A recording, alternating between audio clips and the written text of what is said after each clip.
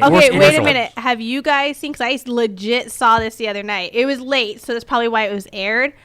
There's a thing called Trumpy Bear.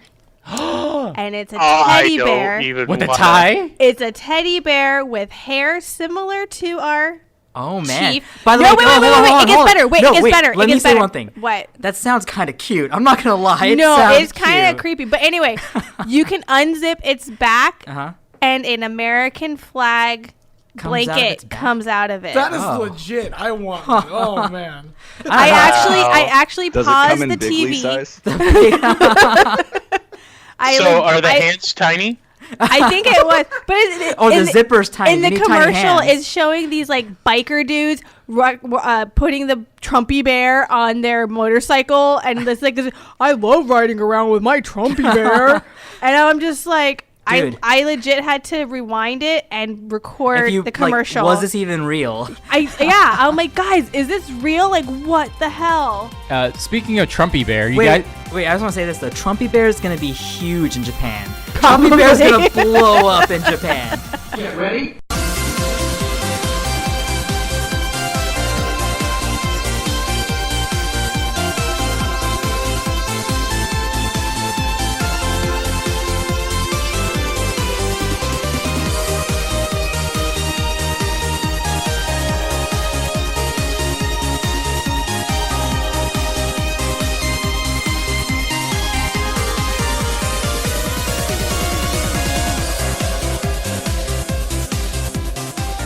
So, welcome to another episode of The Legend of Ryan, Wand of Nushalon. Oh my god.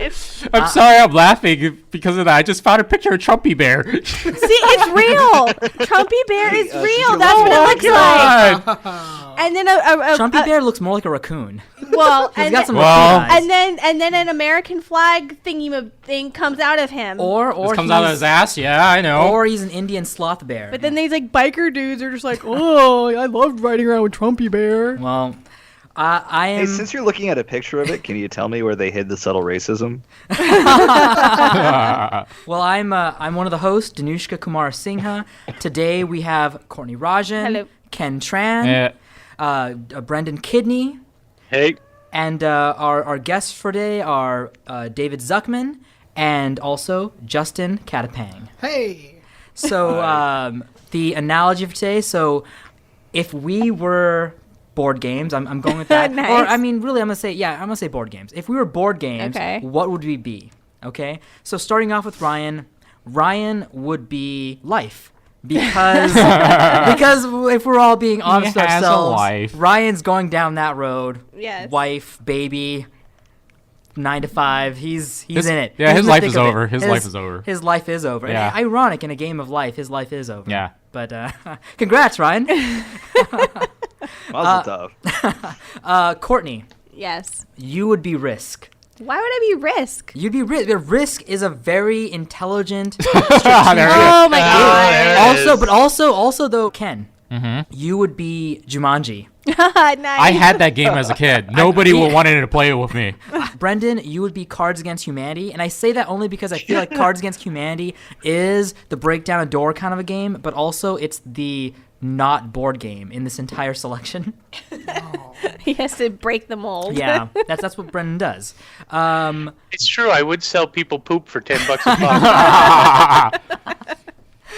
pop. David, I put you down as Twilight Imperium because I don't know. I feel like you're the guy who has like a really strategic RPG-esque sort of game. I don't know. I mean, that's what I got. Let me start off by saying thanks for not saying I'm Secret Hitler, but Twilight Imperium is legitimately one of my favorite games. Justin, I put you down as Arkham Horror. What? Yeah, you played Arkham Horror? No. It's an amazing game. It's basically the Cthulhu game. You're playing characters trying to stop the coming elder gods. He's saying you're really good at summoning cultists. You're into like RPGs, and I just thought, yeah, you'd be the Arkham Horror guy. Listen, all I know about that game is one time when I played a scientist who had a device who can disrupt like the portals into hell or whatever, into other realms that appeared, so nobody can get the jump on me. On top of that, I found a cache of weapons. I happened to find like a spell book so I can cast spells too, and on top of that, I'm the only player in that game who went to Father Michael and got blessed by a Catholic priest. So I became like the ultimate monster hunter. I had science, like spirituality, God on my side. I was ready to fight anybody. And I would be Mousetrap. Because I'm like Mousetrap. I'm pretty pointless and really convoluted. So I think I'm and takes forever to set up. Doesn't go anywhere, and you don't know why you're playing, and you don't know why you're here. Well, the payoff is good, but it takes forever to set up the sucker. So our guests for today are David Zuckman and Justin Catapang. David, why don't you go ahead and introduce yourself and tell us a little bit about yourself? Hi, I'm David Zuckman. I like long walks on the beach and drinking pina colada. No, I'm a board game designer. I run obscure reference games. We've put out one game so far, Overlords of Infamy, which is about being an evil overlord trying to make everyone as miserable as possible by doing silly things like blanketing the region in glitter or throttling internet speeds to 56K, dividing by 0, blowing up the moon, that kind of thing. Right. And I believe the last time we spoke, you had another card that was a reference to modern times, right? Oh, yeah, build a wall and make the Kingdom of Good pay for it. So, I mean, that one's a favorite right now. How did you come up with this game? Like, what even prompted you to get into this and come up with this idea? I had some really good friends that were trying to get me out of a funk that a breakup had put me in, and we were playing board games a lot, and so we just got onto the topic at that time of what would we do if we made our own games. And then the next day at work, and pretty much all that night, I was thinking about it, talking to my friends about it, and we'd come up with this idea, essentially, which looks absolutely nothing like the game does today. What does the game entail? You play as different overlords, and the Right. goal is that there's like from what I remember reading about it, there's like a card that has like your evil plot, and you have to do things to advance that plot. Right. So there's 11 overlords that you can play as, including Waffles the Corgi. Yes, I remember that. There's a Corgi. I remember that. Yeah, and Tyranno de Bergerac, who's a gentleman Tyrannosaurus. We also have the dead pirate Roberts. She's a zombie pirate. I have got to get this game. There's a lot of references in there. But the idea is, you're going to have these plots, and you start out with these really easy to complete plots. They're called knavery. They're basically the basic plots. Those are things like making everyone's socks slightly damp, or stealing candy from babies, or ordering unnecessary construction on a major thoroughfare because LA. And you go up into higher level stuff. They're called villainy plots. And at that level, you're doing things like, what's a good one? Refilling fire extinguishers with gasoline, shutting down power at the dinosaur containment facility. And then eventually you get to the domination level. So you can literally be Wayne Knight. You can be Wayne Knight. Yeah. You get to the domination level, you're doing things like resurrecting the old gods, speaking of Arkham Horror. Yeah. And another one is causing a global thermonuclear war. So if you wanted a Trump simulator. Yeah. so I like how it goes from just really damp socks to like apocalypse. Right. And the great thing about that card is it immediately ends the game if you play it. So the idea is you're collecting resources, which are represented by little wooden pieces. Those, as long as you have the appropriate resources, you complete your plot. You read it in your best evil overlord voice. Your level of infamy increases, and you choose a new plot. To get these resources, you're going to send lackeys out from your lair, and the lackeys are going to go harvest these resources for you. But to find the resources, you need to exploit the land, which means you're going to grab map tiles and you're going to put those down in your area of influence. You're essentially growing the number of resources and type of resources that are available to you for your lackeys to go harvest. You could also send your lackeys to villages to quote-unquote recruit additional lackeys for you, which is great if the adventuring hero comes around and murders some of your lackeys and you find yourself below. Do you play against other players? There's definitely competitiveness in there. And yeah, it's everybody is against the adventuring hero, but more so they're against each other. And, is there anything else you want to share with us or anything? Sure. Working on a new one right now. It's called Dimensions of Discord Online. It's a tabletop game about being a guild leader in an MMORPG. And that one's still in development, but we have a text adventure game in the form of interactive fiction available online. I'll give you the link for that as well. Okay, great. Like, if you ever played Zork, kind of like that. We'll post a link and have our fans check it out. Sure. Cool. Justin. So, I mean, I got to mention something about Justin first. Justin is a strange situation Okay. because Oh, that one nice introduction, dude. Exactly. Thanks for coming on the show, man. See yeah, ya. thanks, bro. Justin, chronologically, this is Justin's first appearance on the show, but technically this isn't, because Justin was on one of our Lost episodes that I didn't post yet. So I'm like Why? introducing because it was too hard to edit that episode. It's gonna take a while. But What a quitter. But Justin, so I mean, basically, I'm introducing Justin as it is the first time the audience gets to meet him, but he's been on the show before. I'm going to say this. The last time he was on the show, I introduced the show as if everybody was characters from Back to the Future. Yeah. This one girl named Ania was Doc Brown. Brendan was Marty McFly. I was the Libyan terrorist. And Justin... Aren't you kind of typecasting yourself? It's appropriate. It's always appropriate with me. Justin was, I said he's George McFly, and one of the funny things was I didn't realize, and everybody else pointed out, George McFly is a peeping Tom. And I was Yes. like, oh shit, I didn't realize I was like wrong about that. And Justin had like a great one-liner. He's just like, nah man, that's more accurate than you realize. I was like, and that joke got lost in like the crazy of that episode, but like I love that. That was a good line. You have to be the peeping Tom in order to get the girl. So you have to get the dad to run you over with the car so you go into her house. That's how it works. That's how. Basis of every good love story. Yeah, that's how you get the girl at the end. Get run over by a car. Justin, why don't you tell us a little bit about yourself? So I'm Justin. I'm gonna be on every single Lost episode ever, I'm guessing.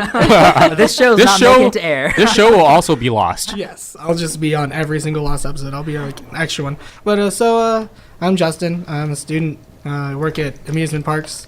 Nice. I didn't develop board games, unfortunately, although it sounds really cool. And I don't think I'm funny, but apparently I am. I think he's hilarious. I mean, like, literally, Justin's one of the few people where he can just be like, "Hi, Noosh," and I'm like, "Ha, dude, stop it, that's hilarious." He's outrageous. Outrageous. Yeah. Outrageous. Oh boy. Yeah. But, yeah. I don't have anything others. I'm not that cool. Okay. I don't have anything special to talk about. Just a homeless guy. He's who just took from off the streets to put on. Yeah, I mean, so you're the. I was wondering. I remember there's somebody who said like, "Oh yeah, I'm a homeless guy that you took off the street to put on the show," and I was like, "Was it Justin?" Yeah, that It feels was like me. a Justin Last comment. time. Last time I was on here, I was like, "Yeah, Noosh just paid me a couple bucks to fill in a seat." You know? Yeah, and you know what? You're Captain America. We were talking earlier about Captain America moments. You know, the moment where Captain America told somebody, I can't remember, like some person, he's like, "Hail Hydra!" Like the Captain America became evil meme on the internet. For like a second. For a second. I mean, but that meme, Captain America became evil, started like a bunch of other memes where like Hank Hill was talking about how great charcoal is, or like the kid Phineas from Phineas and Ferb is like I want school to start, or like, you know, all these characters, like Daredevil's like I can see the whole time. Everybody like said like stuff that betrayed who they are. You know, Batman's like, I killed my parents. Stuff like that. So Justin's thing, he would be like, I am funny. He admits it. And if I was Noosh, I'd be like, "I will start the show on time." No, dude. If you were Noosh, it would no. If you were Noosh, it would be like, don't say it for the show.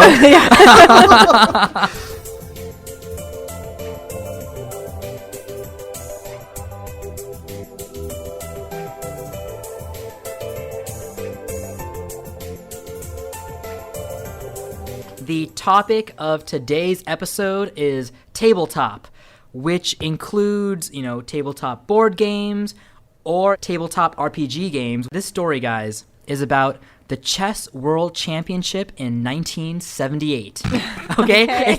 We're going historical and This isn't Bobby Fischer, is it? No, this is after Bobby Oh, Fischer. okay. Good question. I talk about Bobby though because it's Screw relevant. that guy. Yeah, it's true. Bobby was a troubled and not so great person. So, chess in the Cold War, right? Now, I think a lot of people know this by now, but just in case they don't, right?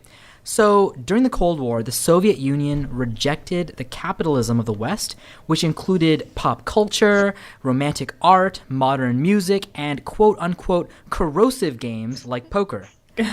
The government pushed classical music, ballet, realist art, and chess as acceptable forms of culture. This is why, like, the Russians are like known for ballet and classical music, because it was just like forced and on chess. them. Yeah.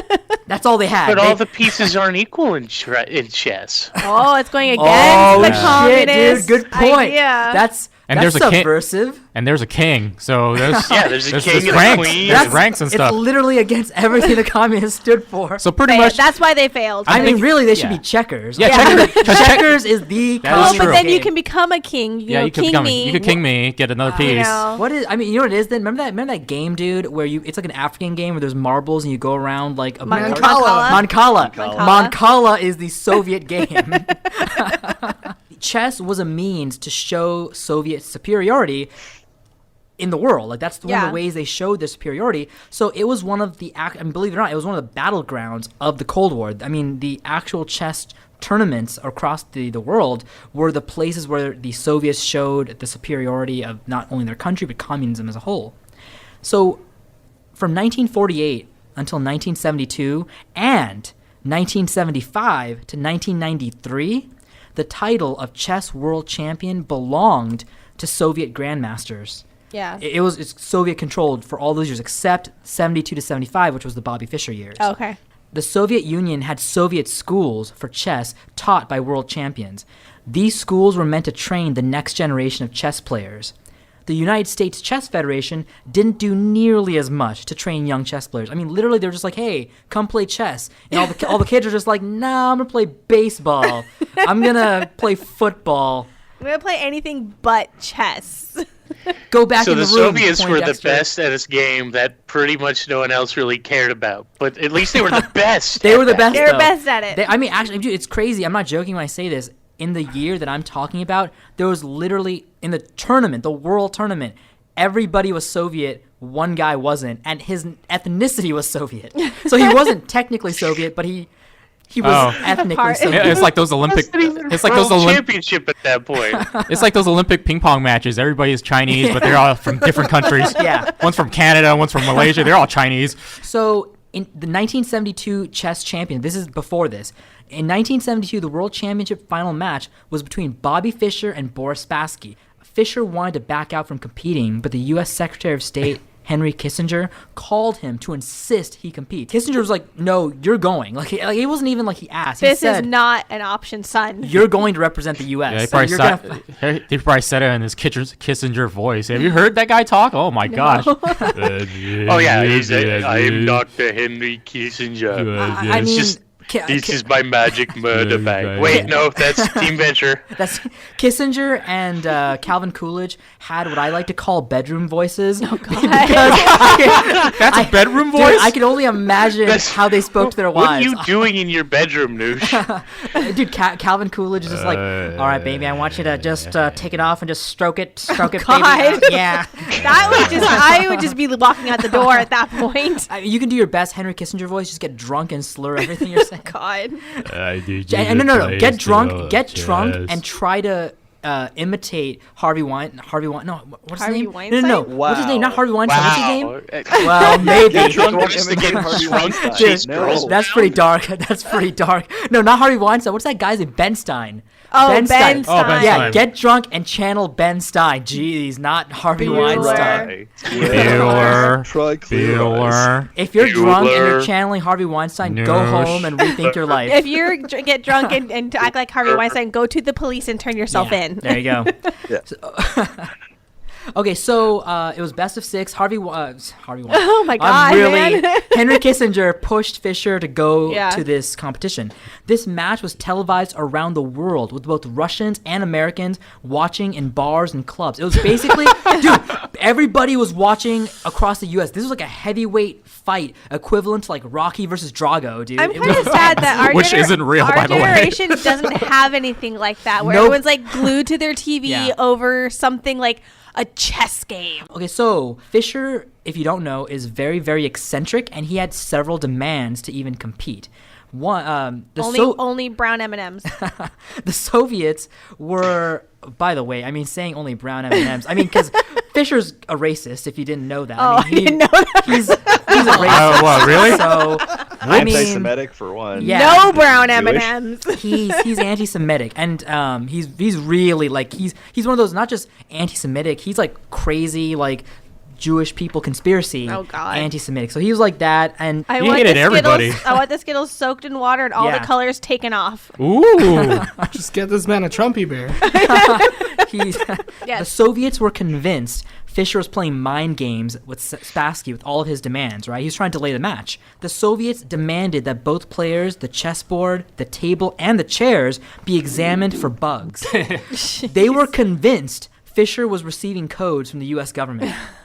Oh my So, God. just ending this part of the story, though, Fischer defeated Spassky. This humiliation was one the Soviets refused to ever accept or experience again, which brings us to the tournament in 1978. This is what I'm getting to now. Okay. So, we're going to talk first about Viktor Korchnoi and Anatoly Karpov. Okay.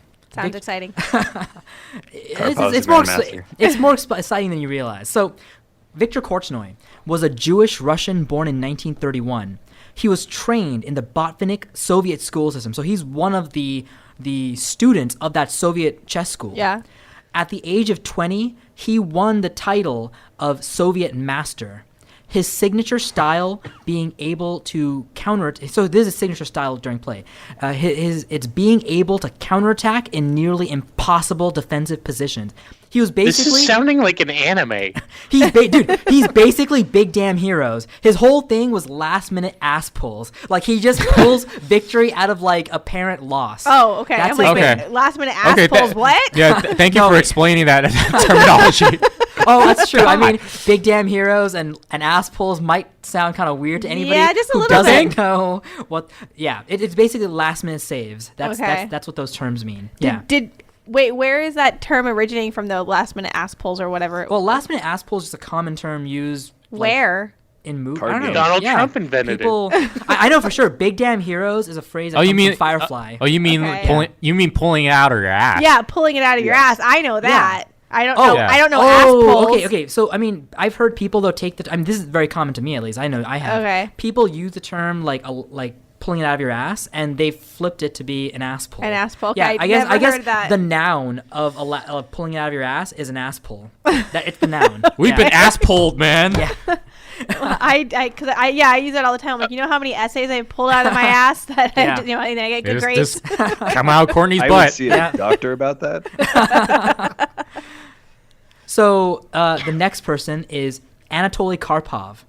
Karpov was a Russian born in 1951. So he's 20 years younger than Korchnoi. He was also trained in the Botvinnik school. He became the youngest Soviet master in history at the age of 15. He became a Soviet master and he was still having pimples. And I'm not gonna lie, dude. Actually, he in the pictures of him when he's 15, he got his title of Soviet master. He is this dude who has like a wispy, not quite in mustache, like that teenage wispy mustache. He's that guy. He was a charming, polite, intelligent. He was also a communist and considered a model of the new Soviet man propaganda that the Soviets were pushing out. That just that Aryan, like intelligent, compassionate, brilliant communist man. He was like a model of that sort of thinking. Also, he's that kid, the wispy kid with the mustache, but he also had a Porsche, a Moscow apartment, and a lot of money and women because he is rich and he's famous. Of course. That totally sounds like communism. So his signature style while playing was a cold, calculating long game that plans for the checkmate even in his first move. So even in his first move, he actually has a quote where he literally said he will never try to win the game in early game. He rather play a long game where there's like a 2% chance of winning than like a 25% chance of winning in the early game, because for him, the long game is more successful. For him. Yeah. So he plays long game all the time. His nickname was the Siegfried of chess. Okay. Siegfried being the famous, the epic poem, right? Oh, okay. Yeah. So, okay. Karpov became the world champion in 1975. The reason is because Fischer was the champion, right, from 1972. Well, Karpov made it to the finals to challenge Fischer. Mm-hmm. Fischer refused to compete. As a result, by default, Karpov won the title by forfeit. I wouldn't want that title because that's No, that's not fair. it bothered Karpov. He wanted to prove himself for Yeah. years. Korchnoi became an enemy of the Soviet Union in 1976. The government believed that those of Korchnoi's generation had failed to defeat Bobby Fischer, so they blacklisted Korchnoi from playing international matches. They promoted Karpov's generation as the new hope for Soviet chess dominance against the West. Korchnoi defected to the Netherlands in 1976 after a tournament. He was the first grandmaster to defect from the Soviet Union. The Soviet government declared that he was, quote, deformed, diseased, and a morally sick renegade. Wow. They hated Korchnoi. With that set up, this brings us Let's get to the juicy stuff. to the crazy of the 1978 World Championship final match. Not even the whole tournament, just the final match, which is actually described as the weirdest chess World Championship in history. Okay. The preliminary. The championships were going to be held in Baguio, Philippines. Shout out to my Pinoy brothers and Justin over here. I actually know where Baguio is. It's a very cool environment, kind of similar to like... It's all Soviets competing against other Soviets and that one guy who was secretly Soviet. Yes. But then people are like, oh yeah, but you should hold it here. In the 'Cause- In the Philippines. So basically like 20 Soviets were playing chess in the Philippines. Well, it's just like, the World Series for baseball, and no one else in the world is playing it but the United States. Right. Yeah, You but know? we don't go to like. But nobody else is welcome, really. I mean, like, really, if we're being honest. I mean, nobody else is really welcome. Hey, Canada won it when I was a kid, twice in a row. And then we stopped playing that sport altogether and we don't speak of it. Instead of having other countries play the World Series, what we do is get the players from the other Other countries, countries. to Yeah, come play the we do. World Oh, Series is for that us. how it becomes That's the how World we do it. Series? It's the World Series. Oh, okay. I did not know that. So here's the thing, though. Korchnoi was the only player representing quote-unquote the West because Fischer quit. So literally it was like 19 Soviets and one former Soviet. Korchnoi was the only hope for the West. Everyone wanted to see a grudge match between Korchnoi and Karpov. Both players, before this whole thing happened, were talking mad shit about each other. Like, Karpov hated Korchnoi. Korchnoi hated Karpov. Actually, Korchnoi, though, limited himself to basically talking shit about Karpov's game. He just Yeah. said Karpov's a shitty player. And He but holds Karpov... his fingers wrong as he Yeah. moves the pieces. But Karpov was like, Korchnoi is an evil, sick, deranged psychopath. Like, that's Karpov's Hitting below description. the belt, man. Hitting below the belt. Well, in Soviet Russia, hitting below the belt is normal, I guess. That's Soviet- above the belt. Hitting above the In belt. Soviet Russia, In Soviet chess Russia. matches are held in the Philippines. By the way, that is my best. The comedian's name, I forgot his name, but he's like a Jewish comedian who does Yeah. that bit. I cannot do that accent. That's the best I can do. What the That's your Russian Yakov Smirnoff? Yakov Yakov Smirnoff. I Smirnoff. cannot do Yakov Smirnoff, yeah. Okay, so Korchnoi was a man without a country, so he couldn't compete internationally. The English Grand Master named Raymond Keane, who basically looks and dresses like a fatter Austin Powers, he suggested that, quote, play under the Jolly Roger. The Soviets tried to But keep... he's good. Play as a pirate. because he has no flag. The way the world tournament works is you have to represent a country. So 19 people are representing the Soviet Union. Yeah. But the problem is Korchnoi has no citizenship anywhere. He's a man without he's living in the Netherlands. Yeah. But he's not a citizen, so he can't represent the Netherlands. So he's technically not able to compete because he has no country. The Soviets A tried chess pirate. he's a chess pirate. I'm going back to the whole anime thing, and I want to see this anime. Well, he's the Rook Pirate Roberts. So There you go. So the Soviets tried to keep him out by demanding that all players needed a flag. So the officials, basically the World Chess Federation officials declared a new rule: nobody has flags that year. Okay. So he's able to kind of like slide in under the radar. The man who fought the country. So, as expected, both Korchnoi and Karpov made it to the finals. Side note, some of the Soviet players, so in the matches leading up to the finals, some of the Soviet players were kicking Korchnoi under the table. Jeez. They were kicking him under the table. They were not even being like vague about it. Roughly It was petty. obvious. You just hear, oh my So, god. so how chess nerds get the one-uppings on each other? Yeah. Kick them under a table. Yeah. They don't deflate balls. They kick Yeah, you. they kick you in the under the balls. table. They kick you in the balls. I will crush you. Kick.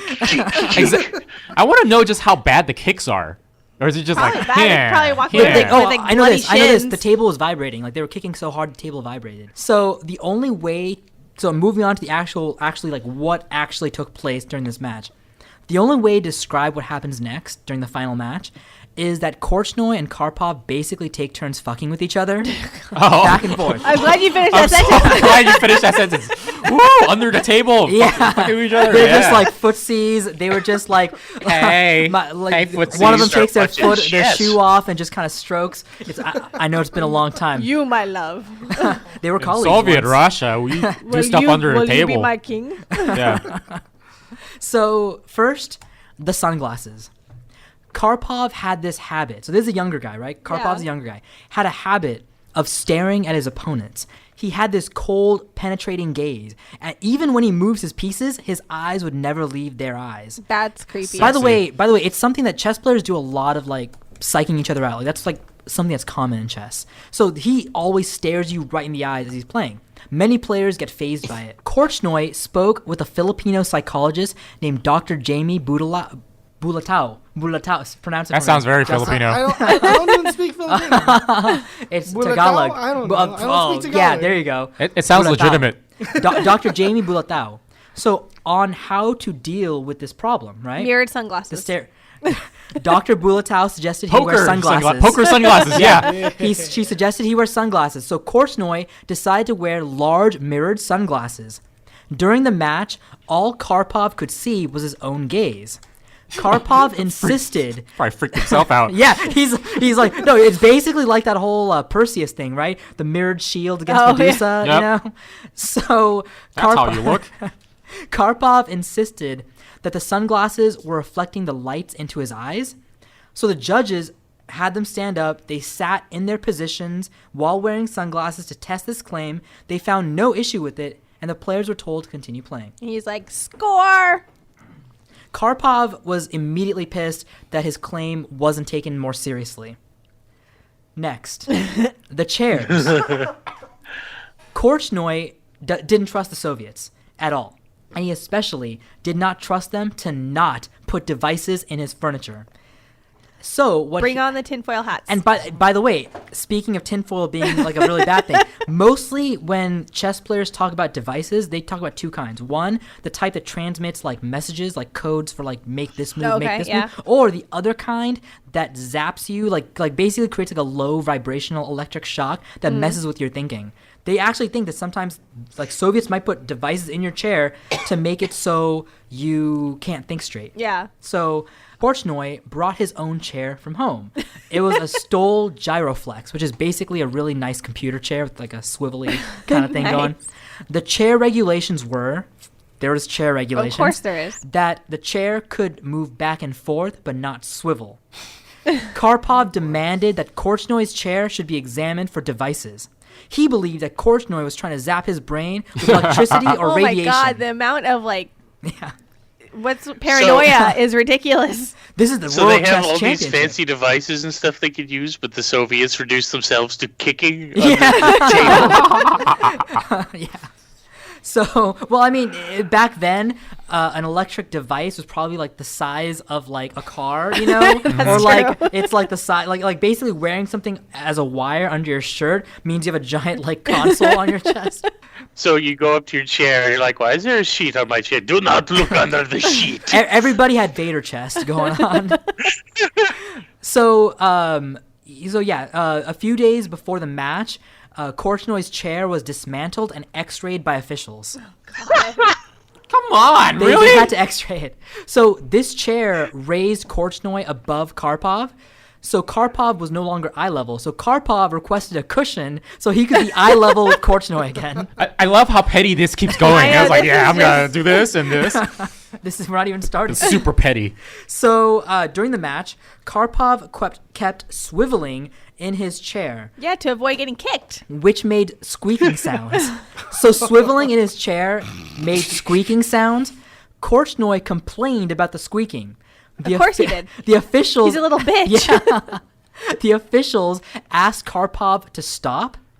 Karpov replies, "I'll stop swiveling if he takes off his sunglasses."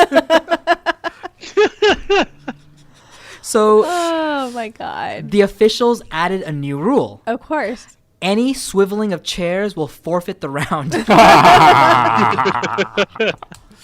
I'll stop swiveling. You stop kicking me in the goddamn shins.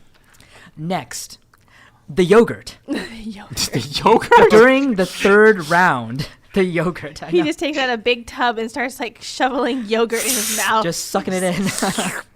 During the third round, Karpov... no, it's actually... That's normal. This is not... normal, is it? That's normal compared to what they do. During the third round, Karpov had a glass of blueberry yogurt delivered to him. But supporters of Korchnoi insisted that this could be a coded message to Karpov. What? The yogurt. Okay. No, but okay, so let me point this out, though. No one was sure what the code could be, since chess Because is... it's yogurt. Well, since chess is too complicated for a single color to actually mean something, like chess is so complicated, how could a single color mean anything? Yeah. But also, Well, it doesn't mean anything to us, but grandmasters. true, they're on another level. I mean, they're on like the higher level, elder god level, where it's like yogurt is a language. They actually see the colors in between the Yeah. UV scale, like They the see colors what- that we don't see. They see what the yogurt could be, not what it is. They handed me the blueberry on the bottom yogurt. That means I should do the Sicilian opening. So, but the other thing was, no one was sure what the message could be, since the players in the audience could all clearly see the board and there were no secrets to be had. The officials made a new rule. Karpov could receive desserts at specific times, but the judges and players must all be aware of what color it would be before it reaches the floor. What? These are official rules going in the tournament handbook for that year. Fisher was Okay. right to leave. So basically, he can order the yogurt, but everybody on the floor has to know the color before it comes out on the floor. Isn't that when you just want to order something with rainbow sprinkles? Next, the hypnotist. Doctor, I want to tell you guys about Dr. Vladimir Zukar. Dr. Vladimir Zukar was a psychoneurologist, the director of the Central Laboratory for Psychology in Moscow's School of Medicine. Also, Dr. Zukar was known in Moscow as a psychic. Naturally. His eyes were quote unquote were like burning coals. Basically, he Yeah, had burning really holes. he had really creepy ass eyes. he had Vincent Price eyes, kind of. That's what he had going on. Maybe I'm pretty sure he just has bloodshot eyes from not sleeping. So Karpov hired Dr. Zukar to monitor and collect data on his sleeping, eating, working, and resting habits. But Zukar had another purpose. Years ago, Karpov played a match where he came to believe that someone in the audience was trying to hypnotize him. The audience member was staring at him intensely. By the way, side note, isn't that what Karpov always does anyway? He's like staring at people intensely, and he's like, He's the he's like, hypnotist. well, I want to stare at people, but nobody gets to stare at me. That's how He's it a is, man. hypnotist. That's He's a how it hypnotist is. and- yeah, he's hiding. When you do something, you don't want other people to do it to you. That's usually the case. He sounds like a 16-year-old, basically. He sounds like someone that's cheating on his wife. That's pretty much what it is. So, quote, this is what Karpov said. The thought did not occur to me that hypnotism was being used against me, but I decided to engage my own psychologist. Back in the 70s, by the way, this is kind of weird to me that psychologists were considered psychics. Like, I don't know, like basically, really? well, no, the way he's talking, he's basically saying, well, I'm going to hire my own psychologist. I don't think you know what psychologists do, because the thing you want them to do is not what they actually do.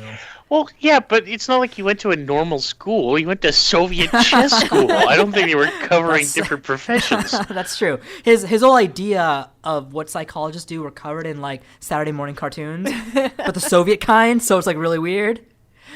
That's like if you went to a school here and all they did was teach you Tetris. That's all you know, man. You don't know common sense. Yeah. Well, I mean, and then he's like, well, I can't line up. If I line up, all of us will disappear. Like, oh no.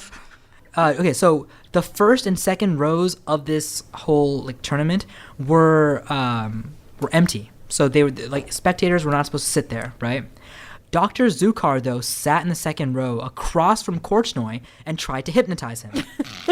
Stare into my eyes. One of the biographers for this whole story said, quote, Dr. Zukar fixed an unbroken stare upon Korchnoi during the entire 39 minutes which Karpov devoted to his 15th move. Korchnoi seemed to not notice. So this dude was really staring at Korchnoi for like 39 minutes, and Korchnoi didn't even realize he's being impacted. Good for him. To retaliate, Korchnoi's trainer had her daughter sit to the right of Zukar. This is getting And great. she had her boyfriend sit to the left of Zukar, and they both intensely stared at Zukar. It turned into a staring contest. Basically, Zukar was just fixed on Korchnoi while the boyfriend and the daughter were staring at It's like, Mom, you the owe me Zukar. big time. And nobody's sitting around them, so there's just three random people He's staring. just staring. The officials did not take Korchnoi's complaint about Dr. Zukar seriously. So Korchnoi's people began to sit around Dr. Zukar to give him dirty stares. So now a bunch of Korchnoi supporters are sitting This is around amazing. Zukar to like stare at him and give him dirty looks. But then Karpov's people began sitting near them and staring in retaliation. So they're all just like staring at each other, just with like bad looks on their faces. Yeah. Everybody's giving. It's basically high school. And you got- Everybody's giving these dirty are looks. like Soviet Russian stares too, Yeah. like the coldest stares Yeah. you can imagine. It is the most like it's been like a month since I've had vodka kind of a stare. It was intense. Also, this is the strategy that a 16-year-old would employ. Yeah, basically. exactly. I think Karpov's 20 at this point, but still, he's practically a teenager. This is what they do. I in know. high school. I remember in high school, I'd stare at my crush and be like, "Look at me, look at me, look at me." Trying to But- hypnotize trying him to to liking hypnotize you. him. Yeah, like me, love like me. Did it work? Not So really. okay, Korchnoi's trainer then walked up to Zukar and threatened him by handing him a copy of a book called The Gulag Archipelago by Alexander Solzhenitsyn, which is a 3-volume nonfiction story about prisoners in forced Soviet labor camps. That's messed up. It was the most roundabout way to threaten somebody. Seriously. But also, it is a very Russian way to threaten somebody. Like, here is classic literature. Read between the lines. Exactly. Everybody- This is gonna happen to It's not you. prison. Everybody Read it. here is intelligent. We play chess. We go to the ballet. We read classic literature. Read this book and know that I hate you. And know that I want you to be... That's kind of a cool way to Trash threaten talk. somebody. That's a I cool think. way to trash talk. You just don't Exactly. Just be like, get in someone's here, face. Yeah. take this book. You take this book. You read this. Basically, This book is- everybody in Soviet Russia was really passive aggressive.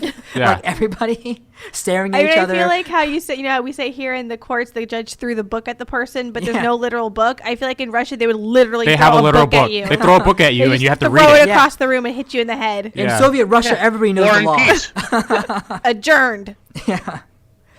So eventually, finally, the officials made a new rule. No one can sit in the first 3 rows. So Dr. Zukar began sitting in the 5th row. And worked his magic up there. Next, He now has binoculars and he's just staring at him from the 5th row. So next, the handshake. At the start of the 8th game, Karpov refused to shake Korchnoi's hand, which broke formalities of the game. I mean, before every game, you're supposed to shake hands. Okay. It's a civilized game. So, Fat Austin Powers said this. He said, quote, "It will save Korchnoi having to go into his dressing room to wash his hands after the start of each game." Oh, snap. So both players refuse to speak to each other from then on, which is a problem. Because in order to end the game in a draw, both must agree. A professional arbitrator was brought in to communicate between them, my but God. this whole arbitrator thing led to many misunderstandings, and one of them was when Karpov tried to draw, but the arbitrator misunderstood and relayed it as Korchnoi forfeiting. So Korchnoi lost a match that Karpov was trying to draw as a result of this That's whole messed up. misunderstanding. So next, the press conferences. Okay. So Karpov's trainer held a press conference. He insisted that Dr. Zukar is an important person who deserved to be able to watch the games. Korshnoy's trainer replied with their own press conference. Korshnoy's trainer said, quote, "We do not ask that Dr. Zukar be ejected from the hall, only that he sit at the rear." Korshnoy sends a letter to the officials complaining about Zukar. Karpov then sends a letter to the officials complaining about the unfair treatment of poor Dr. Zukar. Korshnoy's trainer holds another press conference. This is all in a matter of days. It's like a week. She claims the officials are pro-Soviet. So, the two Filipino officials hold their own press conference So press conferences left and right. where they insist that they feel insulted by those comments. That's all the Filipinos want to say. We are insulted by your insinuations. Take that into consideration. Next, the psychic battles. Oh my God. Yes. Yes, goes on. Yes, Brendan. We have battles in the astral planes. Well, sort of. So, Banish you to the shadow realm. I summon the elder gods. So, You've activated my trap card.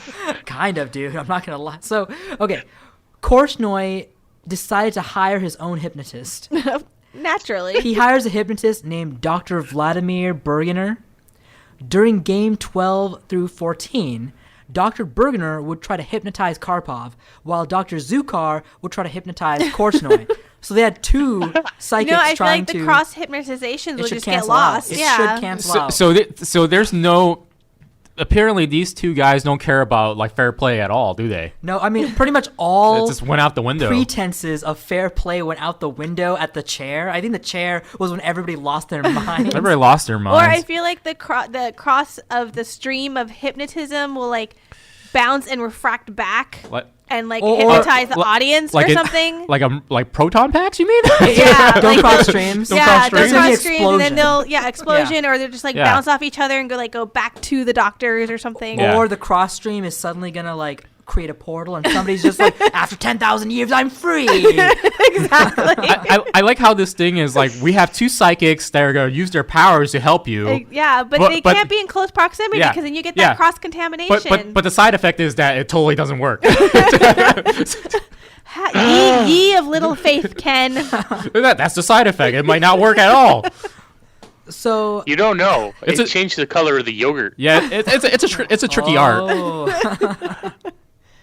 So Korshnoy eventually fired Dr. Bergener because he realized this whole thing was stupid. It is Okay, stupid. well, finally Someone eventually came to her. exists. Someone came to her senses. I mean, that's giving them too much credit. Somebody at least had a thought of, okay, well, maybe this isn't working. Yeah, this is just crazy now. So during Game 16, Dr. Zukar continued to try to hypnotize Korshnoy from the fourth row. Korshnoy's... Dude, I can't even say this with a straight face.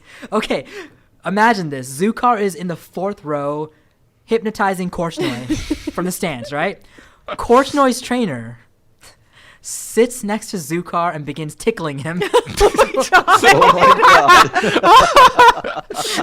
So, Oh, dude, it was very effective. she is a world-renowned chess coach, and she goes to the stands Tickle, tickle, and she tickle, tickles this psychologist. I'm gonna get you. I'm gonna get you. At one point, Korshnoy stood up and threatened to poke Zukar in the eyes. Quote, this is what the biographer says, shaking his fist, Korshnoy said, "No matter what your jury thinks the rules say, I tell you this man disturbs me. If he is not moved within 10 minutes, then I will move him." In the middle of a chess match, he's shaking his fist and shouting at the stands. Oh, this is Live on television across the world. I know I'd be down at my local bar. Dude, I will be watching this. that, man. If this is that crazy going on. Yeah, I totally would be. That's I want to check out chess this year. Like, what's the next world championship? Like, I This want to is go great. YouTube and see if there's any like footage of this so I can like watch it. So the officials made a new rule. Oh. No tickling allowed. No tickling. No. No tickling. If only that'd make them sane. No, the officials said no spectators can sit closer than the 7th row. They're just continually pushing him the back. Pushing him back. Yeah. Korchnoi and his trainer held a new press conference. Korchnoi said, quote, "The organizers must install a one-way mirror between the stage and the I audience. was just thinking that. I'm like, they should put in a one-way mirror. Oh my god. I will not play if a one-way mirror is not installed." In the middle of like the 16th game of this tournament, Fair enough. he's insisting on them building. Yeah. Yeah. That's Yeah, it. They yeah. just let them play in a box. Yeah, but based on what the crazy that has gone on so far, that's probably the sanest solution to all of this. Yeah. It's not even crazy yet. So No. the officials finally had enough, and they declared 3 new rules. No more audience. There would be Dude, No more psychics. That would be No more would be yogurt. smart. Okay, No more yogurt. No more yogurt. And you know what? No more chess. We're done. No more chess. No more chess. The Everybody game go is home. over. Everybody We're go home. switching to checkers. God damn it. So the officials declared 3 new rules. There would be no mirrors. The audience will move no further back, and Korchnoi will remove his sunglasses. That went into the book. No sunglasses for Korchnoi. I think that the whole thing was just because of the sunglasses, was it? It started with It started with the sunglasses. Yeah. And I kind of see him as the douche that wears the glasses on the back of his head. So then it looks like he has eyes on his head. Oh, He's that- just walking through the halls. I'm that douche. Oh no, you're not a douche. But that But guy that is that still guy's you. a The douche. damage is done. I'm gonna leave now. The damage has been done. So finally, the Soviets, the officials, and Korchnoi's people signed a contract to stop fucking with each other. I mean, literally, the Let's contract was get just back to the game. let's get back to chess. We're not going to do this crap Yeah, anymore. So exactly. they signed a contract. But But the next part of this story, the cultists. Oh my god. the cultists? The cultists. Oh my gosh. What's wrong with this? So what? That was last week. They're gonna like Yeah, that was- sacrifice the rook or something. Game 18. 2 people in white and saffron robes and hoods began appearing at the tournament. With no warning, 2 people in robes and hoods started appearing in the audience at the tournament. Karpov and his people were really unnerved. They were like, I would be "What?" too. Because Jeez. by nature, Soviet chess players are paranoid. So Karpov's people, the Soviets, were just really creeped out by what is going on in the stands. Korchnoi's people insisted that these cultists, these robed people, had as much right to watch the game as Dr. Zukar. Yes, they do. Damn it. Yeah. Maybe they just had their robes that they wanted to wear out. So the cultists were known as Dada and Didi. Their real names were Stephen Dwyer and Victoria Shepard. Okay. Why does this seem like an SNL sketch waiting to Exactly happen? right. Will Ferrell and like Amy Poehler like jump out. So they were the American members of an Indian religious cult called Anandamarga. So there's a religious cult in India called Anandamarga, and these were the American cultists. They were the New Jersey branch of Anandamarga. Oh, Basically, yeah. So there's something I want to tell you about them, but I want to tell you what they did. So, Korchnoi had hired Dada and Didi to teach him transcendental meditation so he could fight back against Zukar's hypnotism. So he had them teach him meditation to fight hypnotism. Kalima. Sim sim salafim. Or what does Uncle always say? You mo gui guai fai di sao. You may go guai fai di sao. Oh I love that we did it at the same time. That was perfect. What is that from? Sounds like Jackie Jackie Chan Chan, that's Adventures. right. Oh, Yeah, Jackie Jackie. Jackie, one more thing. Everybody can do I Uncle. love that. Jackie.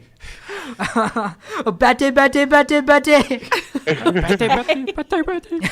So, during the tournament, guards were placed around Dada and Didi and also around the Soviets. But here's the thing you have to know.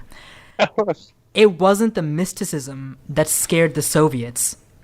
The reason the Soviets were so terrified It was the robes. of Dada and Didi, earlier that year, they stabbed an Indian diplomat in order to gain public sentiment for one of their cult leaders who was in a prison in India.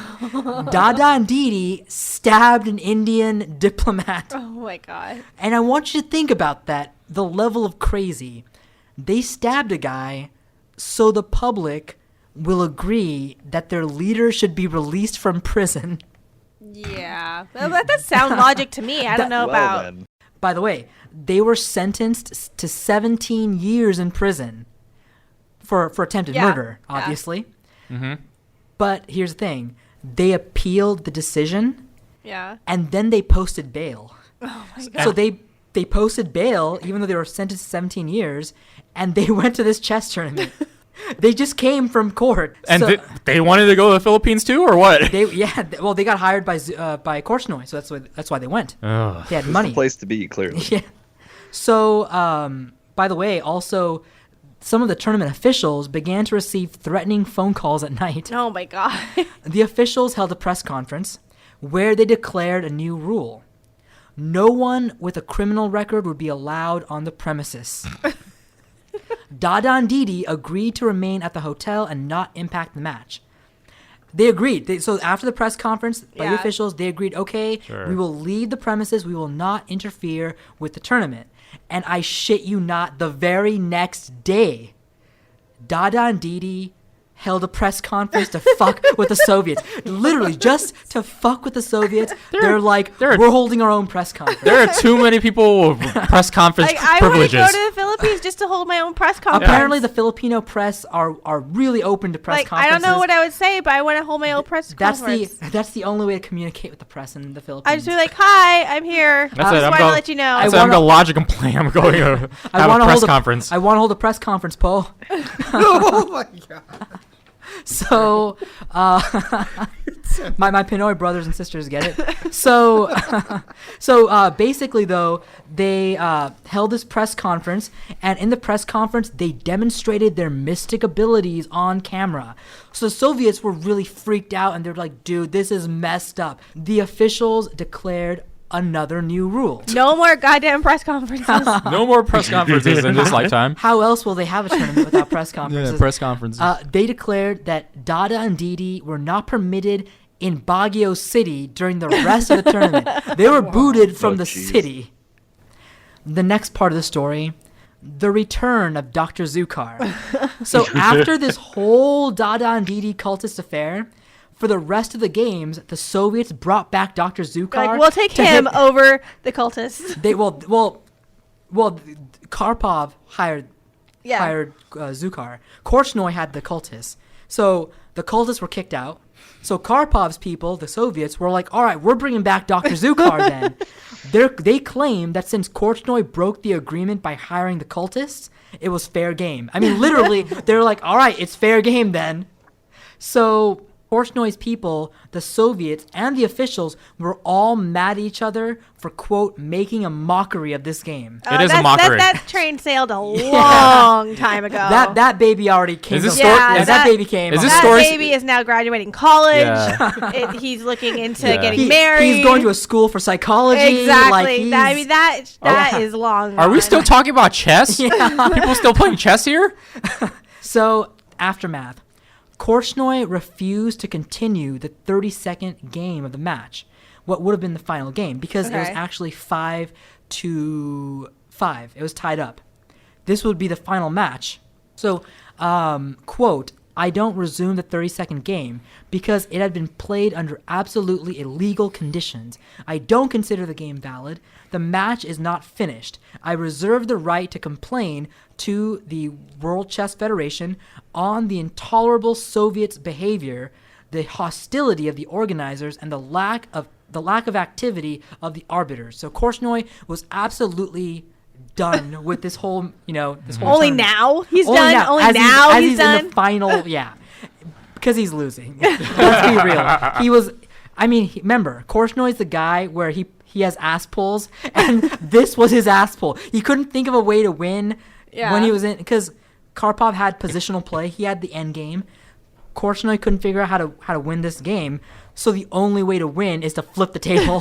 He's like, all right, this game's a sham. Now it is. Fuck you. So what happened? Did he just walk off or what? He left. The win was awarded. I mean, he literally left the country. The win was awarded to Karpov, which means he won the tournament. The final score was 6-5. The officials, and this is like a final, like, fuck you from the officials who were kind of tired of Korchnoi. The officials required Korchnoi to accept his defeat in order to receive the second place prize money. So if he wants to get paid for this tournament, he has to accept that he lost. A hearing was held in 1979 because Korchnoi appealed. All officials agreed that Dr. Zukar was a disturbing presence, but Korchnoi also lost the match under normal rule set. Yeah. So he did lose. Korchnoi and Karpov would be reunited in the 1981 World Tournament, where they once again played to finale. They were the finalists, and Karpov won that match. Okay. Again, and he did complete it. So he definitively beat Korchnoi. In 2016, Korchnoi died. He was very old at that point. But he did continue playing chess Feels like professionally. last year. He did continue playing chess. Well, there's a lot going on last year. We weren't paying attention to the end of the life of one of the greatest. Well, he is actually considered one of the greatest, if not the second best chess player the world's ever seen, Korchnoi, who has never actually held a title. Korchnoi passed away, but he played professional chess competitively till the very end. And both Korchnoi and Karpov, even though they had shit with each other, they were the type of players who taught young people. They were always that's giving good. back to the Yeah. community. They were all about that. Lastly, Karpov is still one of the greatest grandmasters in the world, but he's no longer the champion. But anyway, that is the crazy-ass story of the 1978 World Championship. I don't know if that can be considered chess, though. Yeah. Well, actually, in a way, it is because they're making calculated moves against each other, and they're trying to It's just on make it through. And It's on a weird level. yeah, it transcends chess. So It's basically like Harlem Globetrotters of chess, basically. That's kind of what they played, or like, It's just like make the goddamn basket.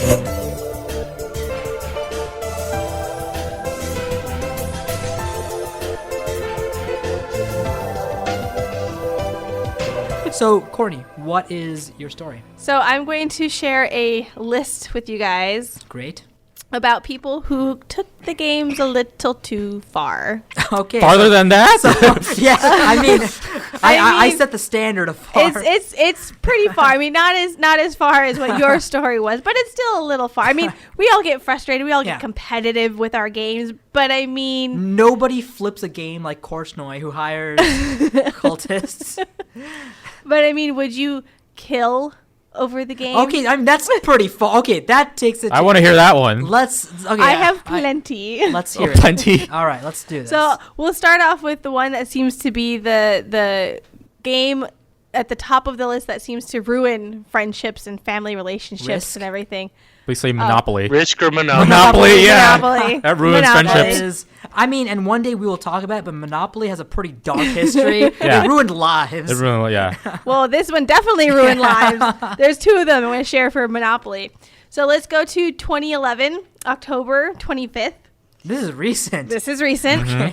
But you'd think that by now people would know Monopoly is not a good game to play. Okay, so we have 60-year-old Laura Chavez, 48-year-old Clyde Butch Smith, and they're playing with their grandson, who is 10 years old, in Santa Fe, New Mexico. By the way, this is fucked up already. Only because it's I thought it's like two people playing like strangers or like just two friends. It's a family matter. Dude, that It's kid, a family that matter. kid took that shit way too Well, seriously. it's Santa Fe, New Mexico. There's nothing to do there. There's some surprises. The kid didn't do anything. Oh my god! Okay, The kid didn't do anything. Let's hear this. Okay, let's hear this. So during the game, Chavez caught Smith cheating. They get into an argument. Okay, so they send the grandson to the bedroom. He's safe. Good. He's out of the At room. least there's that consolation. She gets a wine bottle, hits him over the head Wait, with it. why? Because he was cheating At Monopoly. at Monopoly. Monopoly. Oh god. Monopoly. Then, wait for it. She attacked him with a knife. The She's- wine bottle wasn't enough. She stabbed and slashed him a bunch of times in the chest, neck, and face. Go to jail.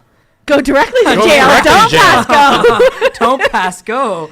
Chavez did survive the attack, so he didn't die. But I Okay. mean, he was stabbed over Monopoly, By and he his was wife and or he was hit in the lover. head with a wine bottle.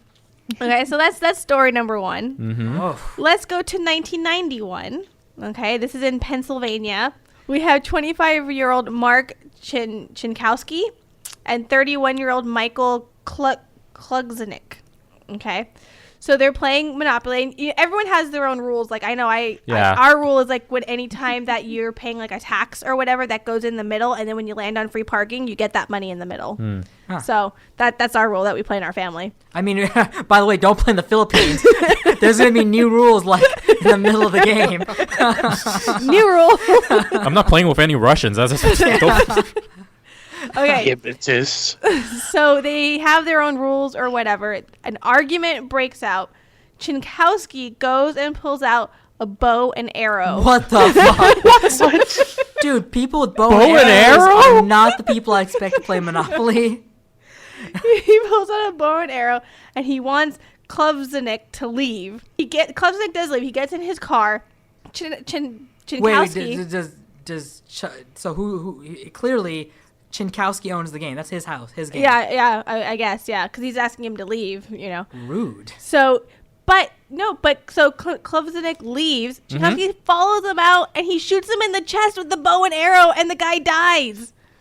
What? Well, Who the heck attacks someone with a bow and arrow? Chinkowski does. But who I won? don't know. You know what it is? I'm willing to bet it was something that, and I don't know what it could be. Maybe you guys know. Kluznik was saying a pun over and over, like a really annoying Monopoly pun. I don't know what it could Who would be be. an annoying Monopoly pun? But basically, whatever this pun was, Chinkowski got so pissed. He's like, just leave. Just go. Chase him out. As he's leaving, Kluznik shouts that pun again. And Chinkowski loses his can't take it goddamn anymore. mind. Just And loses, he's just like, boom. loses his shit. Yeah. Shoots him right in the chest. Freaking like Hawkeye. It's a community chest joke, and you know it. Yeah. Right in the community chest. Right in the community chest. So Chinkowski did get convicted on 3rd-degree murder, and he was given 9 to 25 years in prison. At the Milton Bradley jail. Okay, tying in with your story, here's a chess story. Okay. We have 34-year-old Saverio Blunt. He's living in Dublin, and he's renting a room from 39-year-old Tom O'Gorman. This is in 2014. So they're playing chess, and at some point there's disagreement over a move, and Bellante beat O'Gorman with a dumbbell. Jeez. Wait, it gets better. What? He then stabbed him over a dozen times. Whoa, this is not over chess. Oh my gosh. Well, and then to continue it, he then cut O'Gorman's chest out, to cut his chest open. Yeah. And he ate his lung, but he thought it was his heart. He was going for his heart. Okay. So He was a heart with a lung. they don't look the same, by the way. don't look the They don't look same. alike at all. we don't have the most intelligent stable of chess murderers. But yeah. So there's that one. What the I'll just leave that there. fuck? So, What the Was he drinking at the time? well, they're in Dublin, Yogurt. so probably. Yeah, I mean, that's already a given. That's a How default. sloshed are you to do that? This is the guy who's like the dropout from the cult. Like he's like, oh, you have to eat an innocent person's heart to get into the cult, and he like fucks that up. Like Exactly. at least get that part right. You killed a man. Oh man. By the way, the dude's name was Blunt, and he beat a guy to death. With a dumbbell. Yeah. With a dumbbell. Holy God. Username Yeah. checks out. Wait, why did they? I just noticed. Yeah, they called in the opening thing it says Blunt, but then later on the name changes to Bellante. Oh. Well, I mean, he's Italian. Maybe, I don't know. My name's James Bellante, but you can call me Jimmy Blunt. Hey, come on. I just let's go play noticed some that looking chess. over this. You want to whack somebody? I got a dumbbell. Okay, let's move on. Family game night. Oh, this is gonna be That's always fun. Oh no. You play your Uno Let's- and your let's Yahtzee go and your to Sorry. let's go to Christmas Day 2010. No, that's recent. Let's join Tamara Lee Mason and her sons Jacob and Andrew Jacob is 17. Andrew is 18.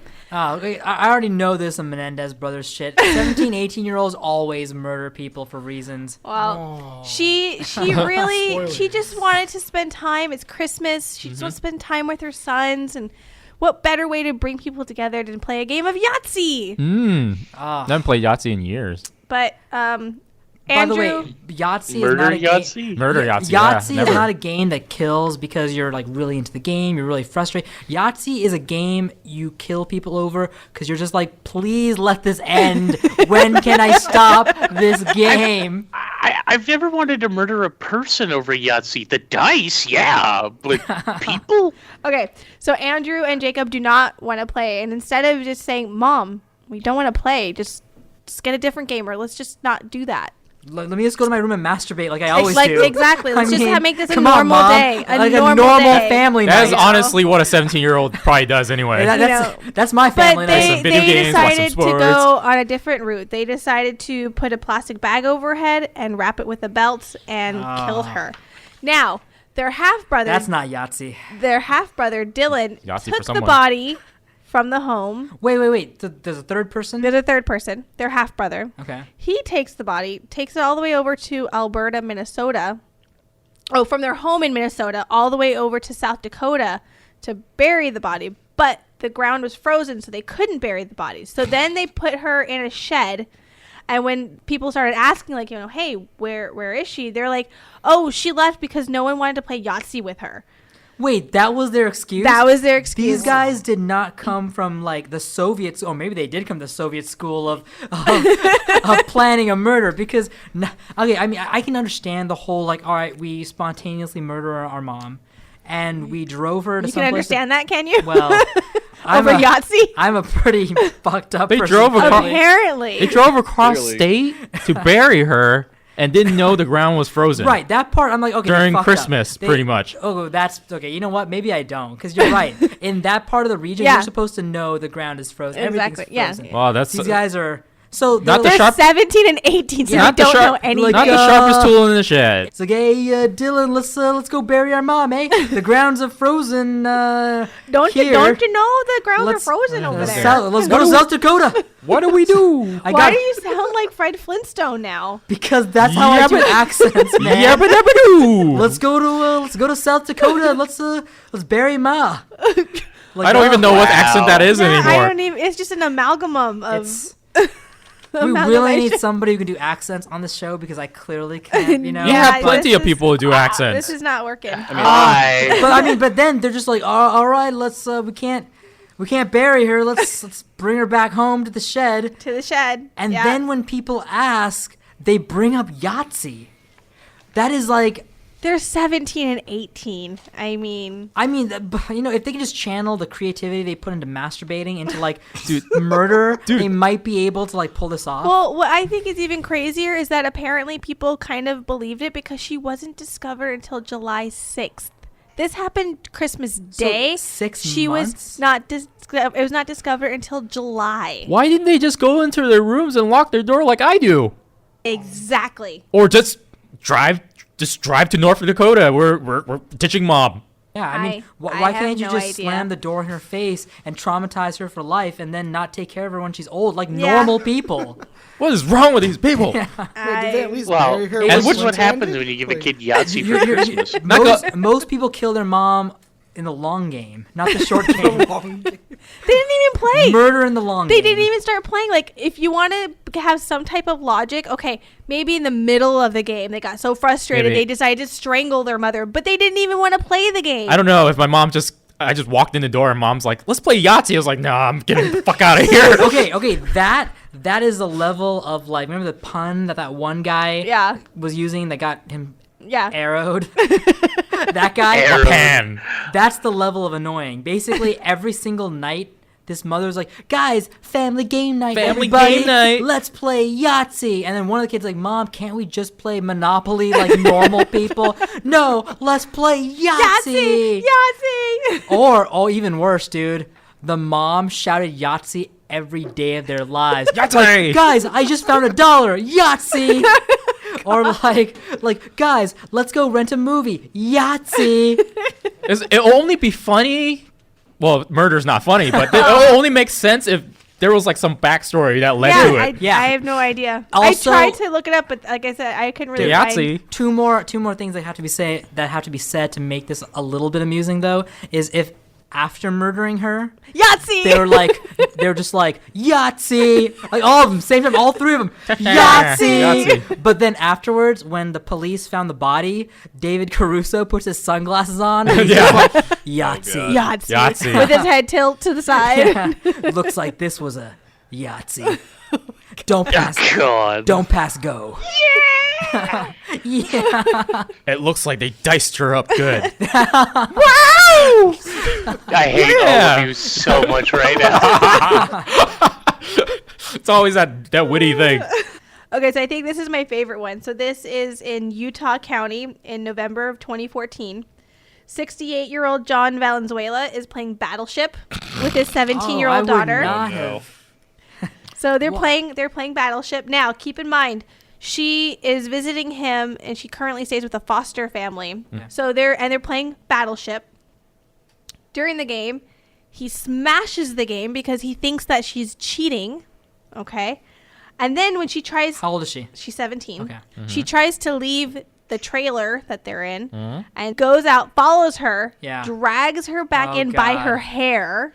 Oh, Okay. God. And then, not once, but twice, points a loaded rifle at her head. So, I mean, she didn't die. She was able to get a hold of the police, and she wasn't able to talk, but they traced the call. They went and they arrested him, and then Good. they got him on intoxication and aggravated assault, and she went back to her foster family. Yeah. And never came back again. Never came back again. Never was. I mean, the foster system comes under so much scrutiny and criticism, but never has it worked so well as this. Yeah. Honestly, that story, they should just made that story and made it for that Battleship movie. Battleship That piece of movie. shit movie. That was a shit movie. Dude. Man, that was that bad. Ooh. Dude, oh my gosh, can you imagine Battleships as like this really powerful drama about a woman finding the strength to stand up to her abusive father? It's a dead Do a game of Battleship? Title card, Battleships.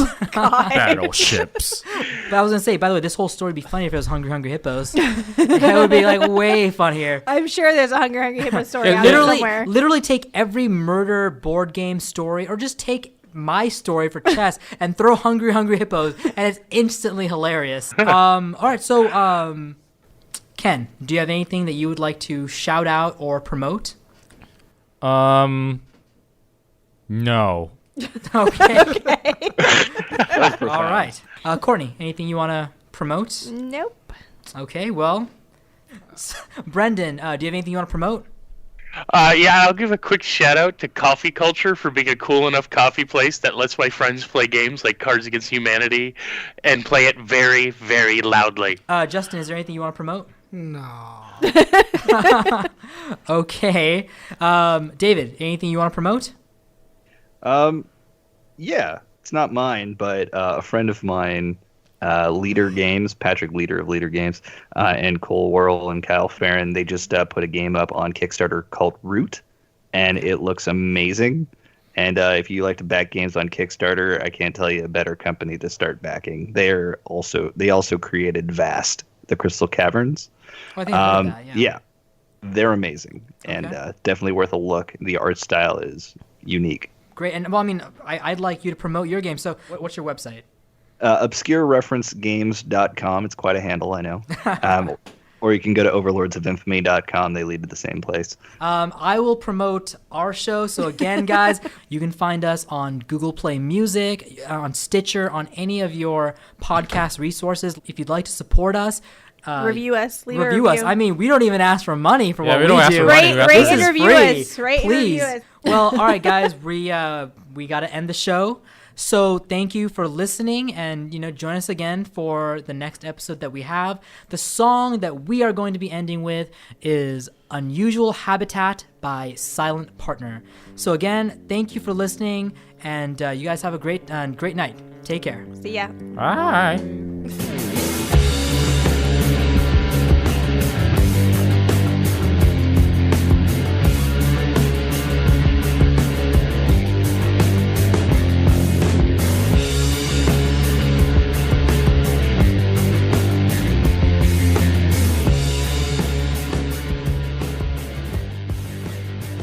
Finish or Dead is made possible thanks to KDHR, the student-operated radio station of California State University, Dominguez Hills. For more information about KDHR, please visit www.kdhr.net. The intro song for this show is Space Ace by Blind. The intermission songs are Brambles in the Breeze by Protricity, Lost in Time by Your Daily Water and Expert Novice, and Radical Dreamers Angelic Mix by Tim Shihai. This music is made available thanks to Overclocked Remix. For more information, please visit ocremix.org.